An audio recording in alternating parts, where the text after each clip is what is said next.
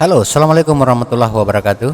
Selamat datang kembali di Dosen Organisasi. Pada video kali ini akan kita bahas tentang yang harus dilupakan peserta uji saat presentasi seminar proposal.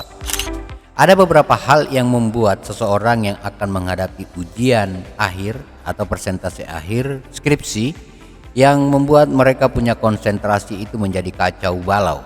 Berikut ini adalah merupakan hal-hal yang harus dilupakan dan tidak boleh diingat-ingat ketika misalnya akan masuk dalam seminar atau sidang tersebut. Apa saja itu? Ikuti terus daripada video ini karena pada bagian akhir juga akan dibahas tentang hal-hal yang perlu dipersiapkan yang membuat Anda terbantukan di saat ujian, di saat presentasi, dan insya Allah mendapatkan nilai yang memuaskan untuk akhir studi Anda. Yang pertama yang harus dilupakan saat ujian presentasi seminar adalah mantan. Biasanya mantan itu datang menghampiri ketika mau ujian. Kenapa? Karena di saat baru saja jadian, mantan akan berkata begini, "Aku ingin menyaksikanmu duduk pada sidang akhir dan melihat kau begitu senang, dan saya berharap kau lulus." Anda telah dikibuli oleh dia karena dia telah pergi sebelum Anda ujian akhir, bukan? Bisa jadi 2 minggu lalu, 3 minggu lalu dia telah pergi oleh karena dia telah pulang ke kampung halamannya, dan bisa jadi dia juga tidak akan pernah mengingat kamu lagi. Iya kan? Sudahlah, tidak usah pikirkan mantan. Tinggalkan, jauhkan. Kenapa? Karena kau mengingat pun itu akan merusak satu hal penting dalam kehidupan Anda. Apa itu? Masa depan. Kalau Anda tidak lulus pada saat ujian ini, apalagi kalau Anda ngancam begini, "Hei kamu mantan, kalau kamu tidak datang di saat saya ujian, saya tidak mau ujian." Iya, gak usah, gak penting banget itu. Gak usah kemudian mengemis, meminta dia, mengancam dia untuk datang dan berharap dia untuk hadir di saat Anda presentasi. Lupakan. Jelas ya? Setuju? Setuju. Tepuk tangan dulu kalau begitu. Baik, yang harus dilupakan juga ketika seminar ataupun kemudian sidang akhir adalah dosen killer. Jadi sebenarnya tidak ada itu dosen yang killer. Tidak ada. Hanya pikiran kita saja yang dipengaruhi, yang diganggui bahwa ada dosen killer. Pada hakikatnya tidak ada dosen killer.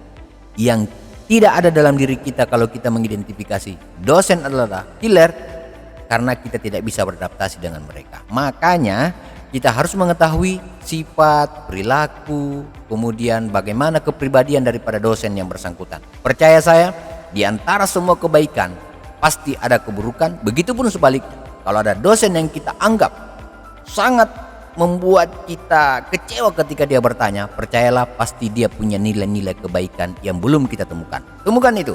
Bisa jadi mungkin Anda menyapanya dengan baik, dengan santun, dengan senyum. Kenapa? Karena semua orang pasti senang ketika melihat orang senyum. Benar kan? Makanya hilangkan pernyataan atau ingatan yang menyatakan bahwa ada yang disebut dosen killer. Jelas ya? Lanjut. Apa yang harus dilupakan berikutnya ketika akan presentasi? Kompor dan kipas angin lupa dimatikan. Nah, ini biasanya juga ini hal-hal kecil begini, karena mungkin dia terlambat bangun, dia mau bikin kopi, bikin teh pagi-pagi, dia lupa apakah tadi di saat dia telah selesai membuat kopi dan teh, apakah kompornya telah dimatikan atau belum, ya kan? Karena buru-buru. Itu enggak? Ataukah kipas angin di kamar itu sudah dimatikan apa belum? Ya kipas angin sih masih agak mendingan ya, tapi kan sebaiknya jangan. Kalau yang namanya alat listrik harus dimatikan semua sebelum meninggalkan kamar atau tempat tidur Anda. Yang harus dilupakan juga berikutnya, hal ini sepele tapi sangat mengganggu. Lupakan segala kekesalan apapun pagi ini. Pagi ini misalnya kesal dengan ojol yang terlambat datang, ataukah kemudian ketika di jalan kena percikan air, ataukah kemudian ada hal-hal lain yang kemudian membuat hati Anda menjadi tidak bahagia pada pagi itu. Lupakan semua segala sesuatu yang berhubungan dengan kekesalan pagi itu. Fokusmu adalah bagaimana menghadapi ujian dengan baik dan tampil dengan penampilan yang terbaik. Tampil dengan presentase yang sangat memuaskan. Tampil dengan presentase dengan penampilan yang sangat memukau. yang diharapkan membuat dosen penguji Anda tertarik, senang dengan presentasi Anda. Jelas ya? Jelas sampai di sini? Nah, kalau sudah jelas hal-hal yang sudah dilupakan tadi, sekarang saya akan menyampaikan apa persiapan saat akan presentasi. Berikut hal-hal yang harus dilakukan. Pertama, membuat presentasi slide, bahan presentasi 3 hari minimal sebelum ujian. Jadi 3 hari sebelum ujian presentasi itu sudah selesai. Apa yang akan dipresentasikan, yang akan dituliskan, apa yang akan dimasukkan ke dalam bahan presentasi tersebut telah rangkum itu 3 hari sebelum ujian. Paling lambat. Sebaiknya juga malah 1 minggu sebelum, 1 pekan sebelum. 1 pekan sebelum. Kenapa? Karena itu memberikan kesempatan buat Anda untuk mengevaluasi. Ada yang melakukan kesalahan, membuat presentasi 1 hari sebelum ujian. Pasti kelabakan. Ada kemungkinan beberapa bahan tidak masuk, atau bahkan parahnya membuat presentasi 2 jam, 3 jam sebelum ujian. Waduh, ini tidak siap ini, ya kan? Tidak siap. Harusnya siap. Harusnya dipersiapkan dengan matang biar materinya lengkap dan tidak mengecewakan penguji, terutama pembimbing gitu. Yang kedua, lakukan latihan presentasi dan simulasi ujian. Ini yang sebenarnya simple, bisa dilakukan tapi jarang untuk diaplikasikan. Kenapa? Karena setelah membuat presentasi dia tinggalkan, dianggap selesai. Padahal harusnya dibuat. Apakah waktunya efektif di saat saya buat transisi, membuat presentasi juga itu slide-slide dan sebagainya, itu jangan terlalu bergaya, terlalu banyak transisinya yang kemudian warna-warni tulisannya. Persimpel aja, ya kan? Lalu lakukan latihan presentasi. Sebaiknya mengundang teman dekat Anda, sahabat Anda untuk datang ke kamar kos, kira-kira begitu, untuk memperhatikan, melihat daripada presentasi yang akan kamu lakukan. Dan kalau perlu, lakukan simulasi ujian, sampaikan kepada sahabat Anda, dari apa yang saya presentasikan silahkan Anda bertanya. Ya, gitu kan? Ini berhubungan dengan video sebelumnya yang berhubungan dengan bagaimana persiapan-persiapan yang harus dilakukan di saat akan melakukan ujian akhir. Baik, kemudian hal berikutnya yang perlu diperhatikan di saat mau ujian skripsi adalah kopi skripsi untuk penguji sudah siap pada posisinya di meja Anda. Jadi kopi skripsi itu kalau misalnya besok mau ujian, maka sore atau paling tidak sebaiknya pagi ini itu sudah ada di posisinya. Kenapa?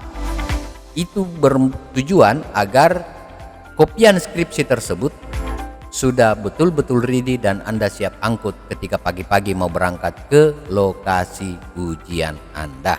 Karena dalam hal ini ada perbedaan kebijakan beberapa kampus. Ada kampus yang sudah memasukkan kopian bahan ujian 1 minggu atau 1 pekan sebelum ujian, itu sudah di store.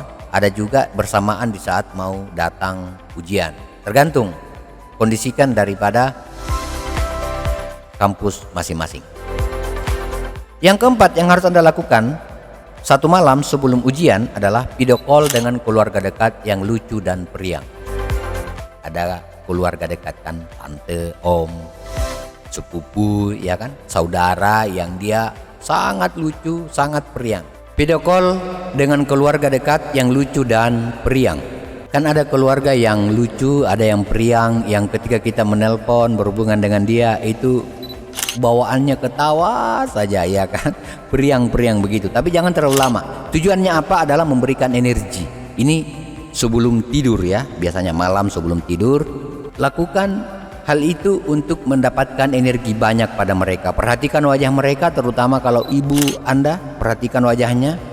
Percayalah bahwa ketika dia menyaksikan wajah Anda, wajahnya itu begitu tulus, begitu ikhlas melihat Anda. Dan sampaikan bahwa saya akan mengadakan ujian besok, ya didoakan insya Allah gitu kan. Kalau misalnya ada yang bertanya bagaimana persiapan kamu, insya Allah kami sudah siap untuk melakukan ujian besok. Tanamkan dalam diri Anda, sampaikan kepada mereka kesiapan-kesiapan Anda untuk menghadapi ujian tersebut.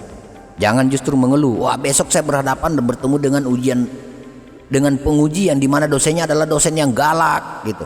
Kenapa dia galak? Kayaknya dia naksir dengan saya tapi saya tolak. Apa-apaan ini yang kamu bahas itu, ya kan? Terlalu jauh dibahas itu, yang hal-hal yang seperti itu tidak penting.